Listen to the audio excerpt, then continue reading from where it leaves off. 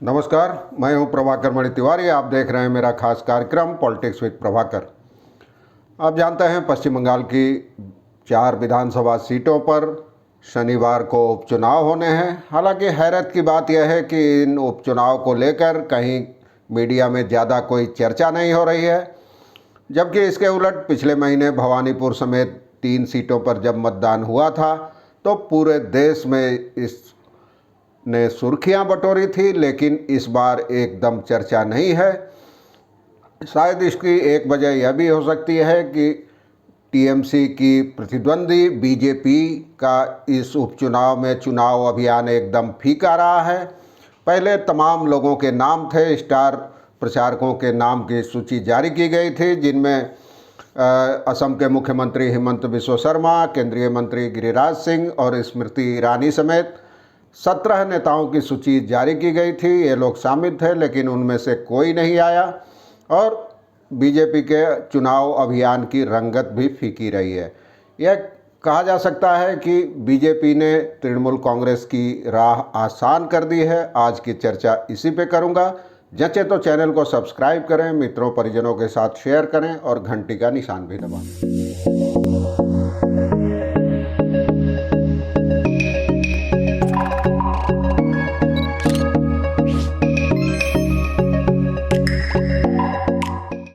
आप जानते हैं 4 सीटों पर उपचुनाव होने हैं। उनमें से एक नदिया जिले की शांतिपुर सीट है, एक उत्तर 24 परगना जिले की खड़दा सीट है, दक्षिण 24 परगना जिले की गोसाबा सीट है और उत्तर बंगाल में कूच बिहार जिले की दीनहाटा सीट है। लेकिन हैरत की बात यह है, जैसा कि मैंने पहले भी बताया, कि बीजेपी का चुनाव अभियान एकदम फीका रहा। राजनीतिक हलकों में चर्चा है कि क्या बीजेपी पहले ही अपनी हार तय मानकर चल रही है। हालांकि इनमें से 2 सीटें शांतिपुर और दीनहाटा की पिछली बार बीजेपी ने ही जीती थी, लेकिन वह दोनों उम्मीदवार सांसद थे और उन्होंने बाद में विधानसभा से इस्तीफा दे दिया। बाकी दोनों सीटों पर तृणमूल कांग्रेस उम्मीदवार विजयी रहे थे, लेकिन चुनाव के बाद कोरोना के कारण उनका निधन हो गया था, तो उपचुनाव कराए जा रहे हैं। और उपचुनाव को हालांकि आमतौर पर मीडिया में वैसी सुर्खियां नहीं मिलती हैं। पिछली बार भवानीपुर सीट पर चूँकि ममता बनर्जी उम्मीदवार थी और उनकी कुर्सी दांव पर लगी थी, इसलिए उस चुनाव ने काफ़ी सुर्खियां बटोरी उपचुनाव ने। और तृणमूल कांग्रेस तीनों सीटों पर जीत गई थी। ममता बनर्जी तो भवानीपुर में रिकॉर्ड वोटों के अंतर से जीती थी, 58,000 वोटों से ज़्यादा के अंतर से। लेकिन इस बार तस्वीर एकदम बदली हुई नज़र आ रही है। पिछली बार भवानीपुर में बीजेपी उम्मीदवार प्रियंका टिबड़ेवाल के समर्थन में जमकर चुनाव अभियान चलाया था पार्टी ने। कई केंद्रीय मंत्री और नेता भी आए थे, लेकिन इस बार तस्वीर एकदम उल्टी है और बीजेपी का चुनाव अभियान बहुत फीका रहा है। चुनाव प्रचारक के नाम पर पूर्व प्रदेश अध्यक्ष दिलीप घोष, मौजूदा अध्यक्ष सुकांत मजूमदार और विधानसभा में विपक्ष के नेता शुभेंदु अधिकारी ने कुछ रैलियां की। दरअसल बीजेपी अंतर्कलह और गुटबाजी से जूझ रही है। पार्टी के कई नेता लगातार विधायक नेता पाला बदल रहे हैं, टीएमसी में शामिल है। बीते विधानसभा चुनाव के बाद कम से कम 5 विधायक उसके तृणमूल कांग्रेस में शामिल हो चुके हैं। इसी तरह केंद्रीय मंत्रिमंडल से हटाए जाने के बाद आसनसोल के बीजेपी सांसद बाबुल सुप्रियो ने भी टीएमसी का दामन थाम लिया है और उसके बाद सब्यसाची दत्त भी आ गए। इससे निपटने के लिए पार्टी ने अचानक दिलीप घोष को हटाकर उनकी जगह सुकांत मजूमदार को नया प्रदेश अध्यक्ष बना दिया, लेकिन उसके बाद भी पार्टी में भगदड़ की स्थिति है, गुटबाजी है। तो ये सब चीज़ें चल रही है। अब हालांकि सामने नहीं आ पा रही है, लेकिन सोशल मीडिया पर बीजेपी नेताओं के खिलाफ नाराज़गी भी उमड़ रही है लोगों की। कई लोग कह रहे हैं, बीजेपी के कार्यकर्ता और समर्थक, कि चुनाव बाद जब हिंसा हुई तो प्रदेश बीजेपी नेताओं ने उनका कोई ख्याल नहीं किया, उनका कोई समर्थन नहीं किया। 22 अक्टूबर को जब पूर्व प्रदेश अध्यक्ष माफ़ कीजिएगा दिलीप घोष ने पूर्वी बर्दवान जिले के दाईहाट का दौरा किया था संगठन की बैठक के लिए, तो go back Dilip Ghosh go back के नारे लगे थे और सुकांत मजूमदार जो मौजूदा अध्यक्ष हैं उनके खिलाफ भी आपत्तिजनक टिप्पणियां की गई थी। वहीं उनके सामने ही बीजेपी के दो गुट आपस में भिड़ गए थे। उनका कहना था कि जब टीएमसी कार्यकर्ताओं ने चुनावी नतीजों के बाद उन पर हमला किया था तो प्रदेश नेतृत्व ने उन्हें उनके भाग्य के सहारे छोड़ दिया था, किसी ने कोई मदद नहीं की।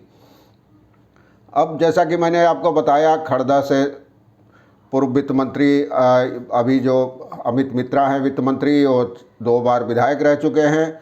मई 2021 में पार्टी ने यहाँ उनकी जगह उनके खराब स्वास्थ्य के चलते काजल सिन्हा को उम्मीदवार बनाया था। वो 28,000 से ज़्यादा वोटों के अंतर से जीत गए थे, लेकिन चुनाव नतीजा आने से पहले ही कोविड के कारण उनका निधन हो गया था।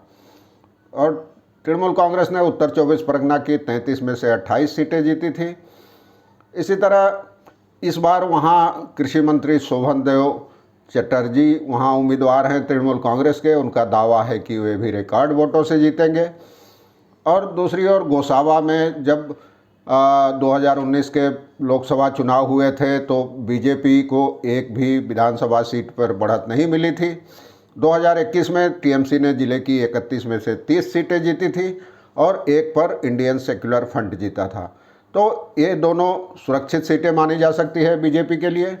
और तृणमूल कांग्रेस के लिए तृणमूल 2011 से ही जीतती रही है। शांतिपुर की बात जहाँ तक है, भारत बांग्लादेश सीमा पर सटे शांतिपुर से बीजेपी सांसद जगन्नाथ सरकार जीते थे 15,000 वोटों से ज़्यादा के अंतर से, लेकिन उन्होंने लोकसभा की सदस्यता बरकरार रखी, विधानसभा से इस्तीफा दे दिया था।